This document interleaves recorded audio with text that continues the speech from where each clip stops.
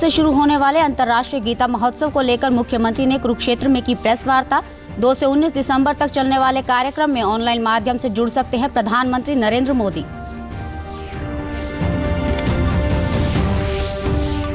उप मुख्यमंत्री दुष्यंत चौटाला ने आंदोलनकारी किसानों से धरना समाप्त करने की अपील की। कहा, प्रदेश में किसानों पर दर्ज मामलों को लेकर मुख्यमंत्री के साथ हुई चर्चा।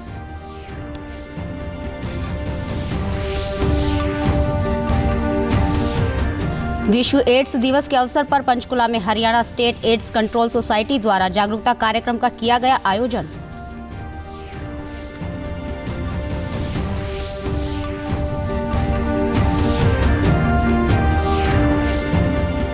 और धुंध की वजह से होने वाली सड़क दुर्घटनाओं से बचाव के लिए फरीदाबाद ट्रैफिक पुलिस ने वाहनों पर रिफ्लेक्टर टेप लगाने किए शुरू।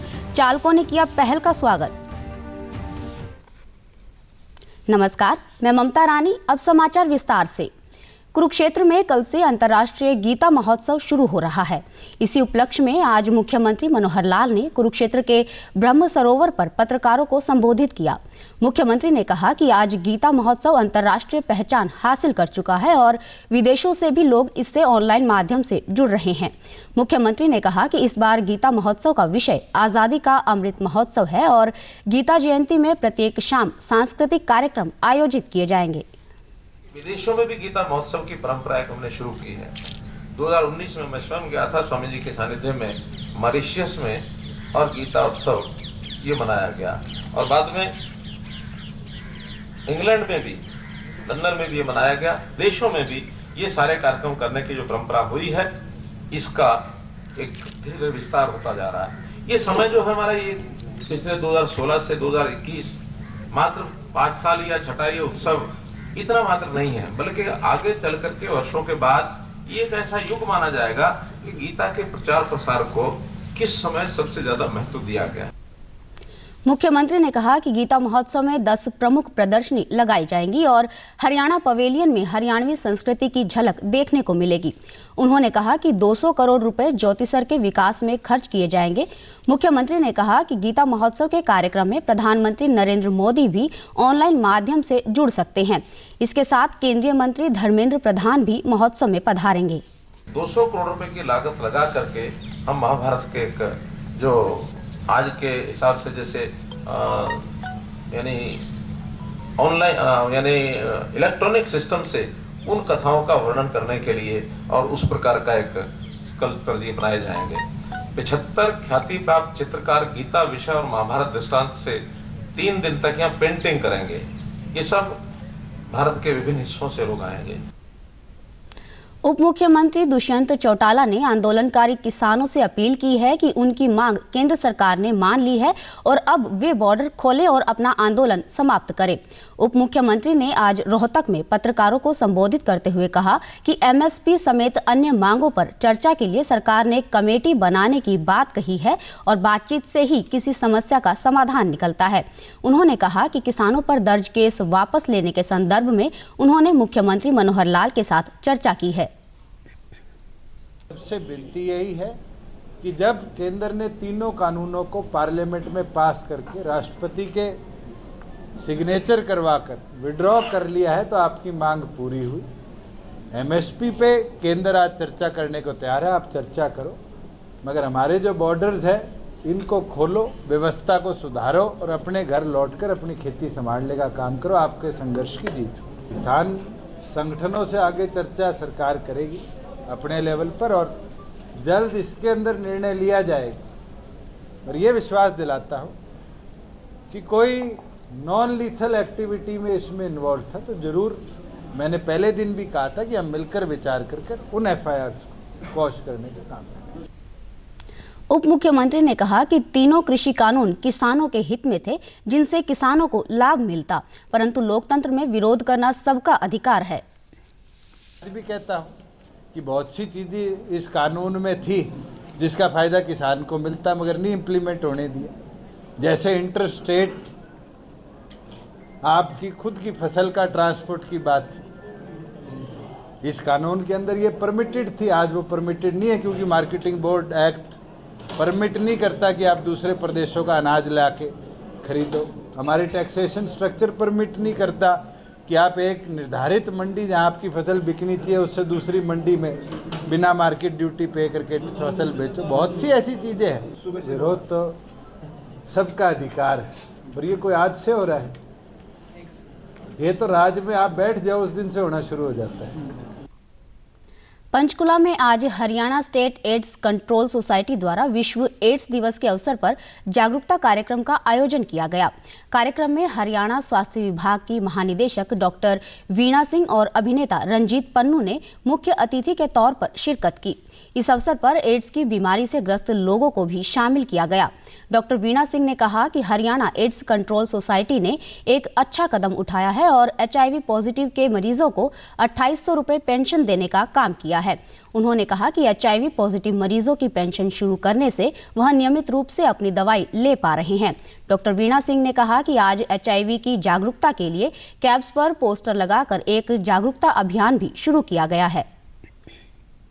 Haryana state AIDS control society ने जो सबसे बड़ा कदम लिया है वो है पेंशन दी है 2800 रुपये पर मंथ जो पेशेंट HIV पॉजिटिव है लाइफ लॉन्ग। इसके 2 फायदे हो गए, क्योंकि ये दवाई लंबे समय तक लेनी पड़ती है तो इसमें जो पेशेंट्स हैं बीच में छोड़ देते हैं, लेकिन जब से पेंशन हमने अनाउंस शुरू कर दी है तो लोग वापस जुड़ गए हैं और दवाई का ट्रीटमेंट पूरा ले रहे हैं। इस साल का स्लोगन है एंड इनइक्वालिटी एंड एड्स। भेदभाव खत्म करोगे तो उतना ही एड्स का फैलना कम होएगा। अभिनेता रंजीत पन्नू ने कहा कि इस बीमारी से लड़ने के लिए लोगों का सहयोग बहुत जरूरी है। उन्होंने कहा कि HIV पॉजिटिव से ग्रस्त मरीज अगर लगातार इलाज करवाते हैं तो वह आम जीवन व्यतीत कर सकता है। इस बीमारी की अवेयरनेस ही इसका इलाज है और इसको इग्नोर नहीं करना चाहिए। जिसको ये दिक्कत है उसको प्यार चाहिए, इसका ज्ञान चाहिए, नॉलेज चाहिए। गले लगाइए, साथ रहिए दोस्तों की तरह, कंपेनियन की तरह जी। और रेगुलर अगर दवाई खाते हैं तो आप तंदुरुस्त ज़िंदगी जी सकते हैं। फरीदाबाद ट्रैफिक पुलिस जिले में सभी वाहनों पर रिफ्लेक्टर टेप लगा रही है ताकि सर्दी के मौसम में होने वाली दुर्घटनाओं से बचाव हो सके। ट्रैफिक पुलिस पिछले कई दिनों से लगातार वाहनों पर रिफ्लेक्टर टेप लगाने का कार्य कर रही है। फरीदाबाद के ट्रैफिक पुलिस अधीक्षक ने कहा कि यह अभियान लगातार जारी रहेगा और साथ ही सड़कों पर घूमने वाले आवारा पशुओं के सींगों पर भी रिफ्लेक्टर टेप लगाया जाएगा ताकि सड़क हादसों से बचा जा सके। उन्होंने कहा कि अब तक वह 450 वाहनों पर रिफ्लेक्टिंग टेप लगा चुके हैं और जब तक सर्दी और धुंध का मौसम रहेगा तब तक ट्रैफिक पुलिस की यह मुहिम जारी रहेगी। फॉग सीजन, धुंध का सीजन स्टार्ट होने वाला है और इसमें हम साइकिल है, मोटरसाइकिल है, कार है, ट्रक है, ट्रैक्टर ट्रालियाँ हैं, इनके रिफ्लेक्टिव टेप लगा रहे हैं ताकि आने वाले सीज़न में, धुंध के सीज़न में उनका एक्सीडेंट ना हो।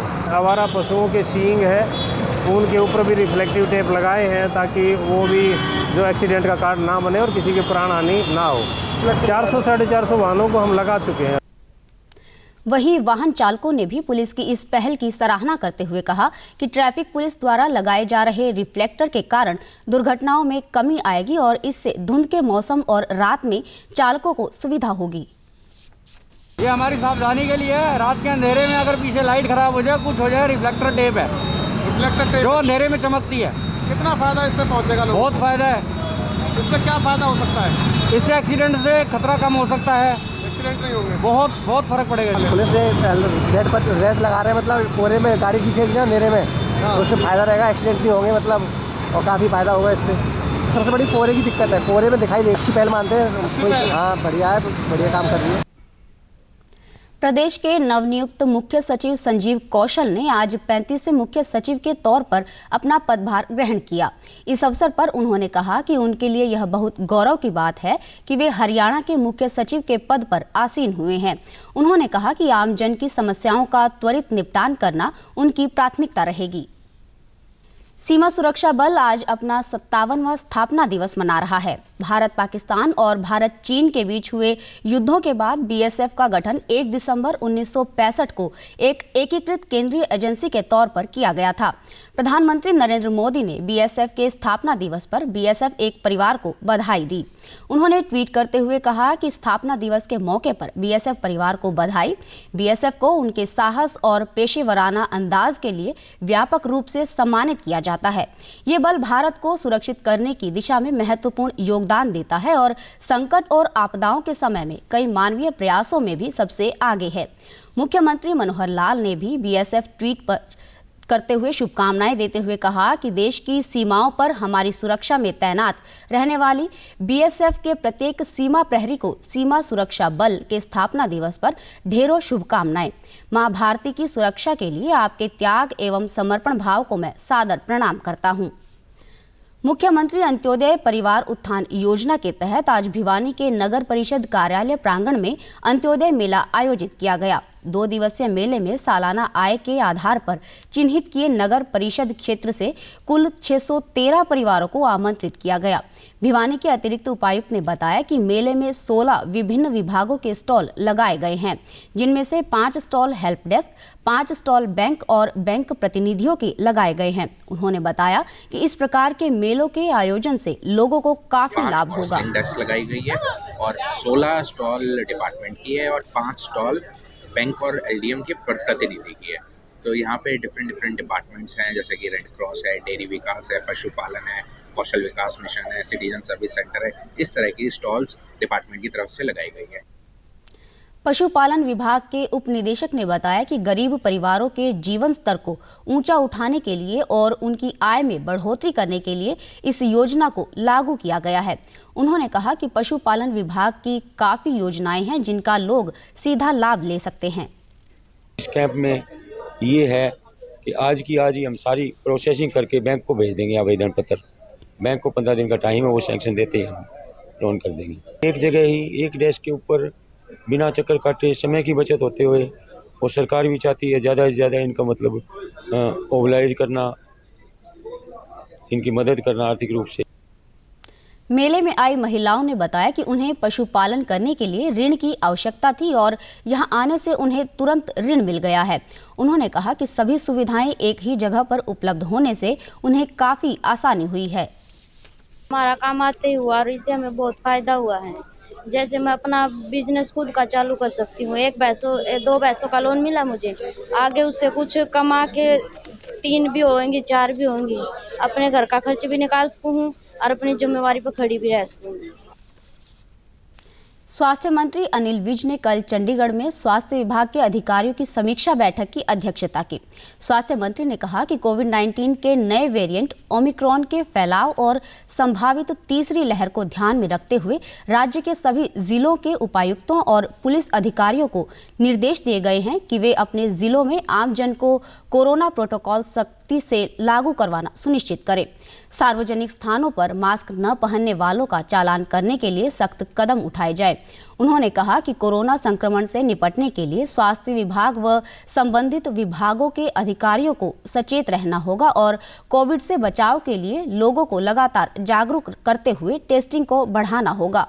अधिकारियों ने स्वास्थ्य मंत्री को जानकारी दी कि अब तक स्वास्थ्य विभाग द्वारा 79 PSA ऑक्सीजन प्लांट प्रदेश के विभिन्न अस्पतालों में स्थापित किए जा चुके हैं। इसी प्रकार राज्य के 22 जिलों में RT-PCR लैब भी स्थापित की जा रही है, जिनमें से कुछ जिलों में ये लैब संचालित भी हैं।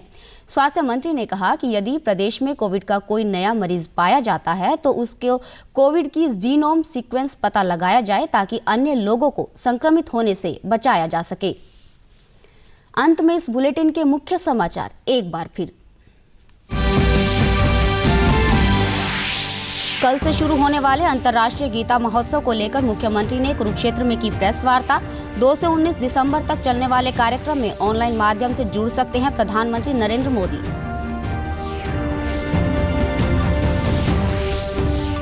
उप मुख्यमंत्री दुष्यंत चौटाला ने आंदोलनकारी किसानों से धरना समाप्त करने की अपील की। कहा, प्रदेश में किसानों पर दर्ज मामलों को लेकर मुख्यमंत्री के साथ हुई चर्चा।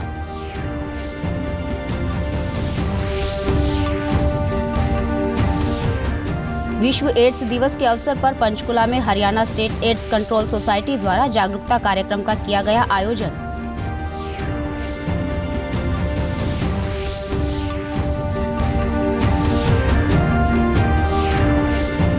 और धुंध की वजह से होने वाली सड़क दुर्घटनाओं से बचाव के लिए फरीदाबाद ट्रैफिक पुलिस ने वाहनों पर रिफ्लेक्टर टेप लगाने किए शुरू। चालकों ने किया पहल का स्वागत। सभी दर्शकों से अपील है कि आप जब भी घर से बाहर निकले तब मास्क जरूर पहनें, 2 गज की दूरी बनाए रखें और एक नियमित अंतराल पर अपने हाथ धोते रहें। और अगर आप पात्र हैं तो टीकाकरण अवश्य करवाएं, तभी आप कोरोना महामारी से बच सकते हैं। आज के बुलेटिन में बस इतना ही। नमस्कार।